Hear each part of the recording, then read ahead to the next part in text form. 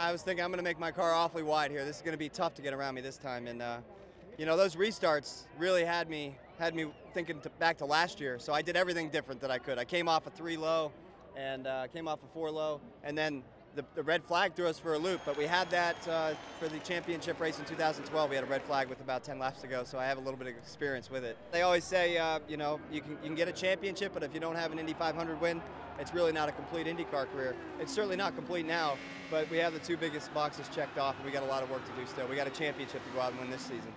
I always chased Indy cars. It's always been my dream. I grew up watching the greats of the sport, you know, the Foyts, the Andrettis, the Unsers, Ray Hall. It's just, I grew up idolizing those guys, and now here I am coming down pit lane and the Indianapolis 500 winning car slapping M5. It's just surreal. You know, I love that kid so much, and I love my family, my wife Becky, and to see him in a DHL suit at the end of the race, priceless. I will never forget it, and got a great group of people to celebrate with tonight. I thought about my mom before that last restart. I thought, Mom, just got over me here, you know, help me make the right decision. That's all I asked, and made the right decisions. And I thought about her on the cool down lap too, what she would, what would happen here, but.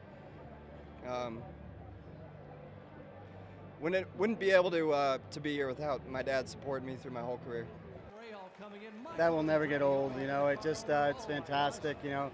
So proud of the whole team. The DHL guys did a great job, and Ryan drove perfect race there in the last 6 laps, and the whole team, you know, to have 6 guys or 4 guys in the top 6 there here in the Indianapolis 500, you know, that's a feat that I'm very proud of, because we have the best guys on this team. We just have great people, and they should all be proud.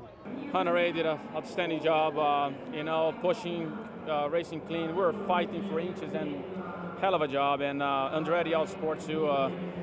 Great job, everyone. I mean, Shell Pennzoil bringing the colors. It was so great. Man, we never really dominated, you know, like Ryan and Helio.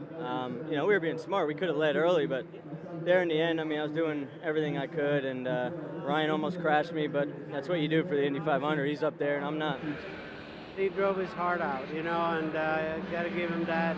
It's hard not to be happy with a 3rd place and then the team car finishing 1st. But, you know, we're very selfish. Just a hard-fought race. We never gave up. We had so much fun. I was sitting in the red flag in 12th and wanted to be in the top 10 so badly, and we went for it, you know, and you know, that's what I did, and we ended up getting a good restart up to 9th and finished there. I'm so happy. Hinch just got impatient. I mean, we had a whole stint to go. We both had good cars, and you know, Townsend and I were going into 1 too wide, and Hinch decided to try to make it 3 wide. You know, stupid move.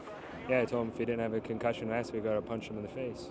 Last stint of the Indy 500, you know, and when we got down and won there, had pulled a bit to the right, made a bit of a gap, I had to run. It was either hit the brakes or try and make it work, and I knew Townsend was on the outside of him, but in all honesty, I mean, you can't really hold the outside here, and to me, Ed looked far enough alongside. I thought that Townsend was going to have to bail, and it was going to be Ed and I into the corner, and you know, Ed initially gave me the room, and I haven't seen the replay yet, but from what I remember, it looks like, you know, Townsend just tried to come down. Maybe he didn't know we were 3 wide or something, and hit Ed, and then that got into me. So, you know, I was the last guy on the scene, so I guess blame's partly on my part.